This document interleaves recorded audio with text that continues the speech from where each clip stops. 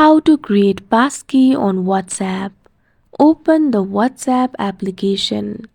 Tap on the three dots that you can see at top right corner of your screen. Tap on the option Settings. Tap on the option Account. Under the section for Login and Security, you can find the option for Passkeys. Tap on it.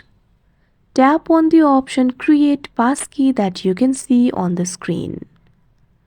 Now you can create the passkey for yourself. The passkey will be saved to the Google Password Manager. You can also see the account over here. If you want to use another way, tap on the option Save Another Way. Otherwise, tap on the option Continue that you can see on the screen. Wait for a while.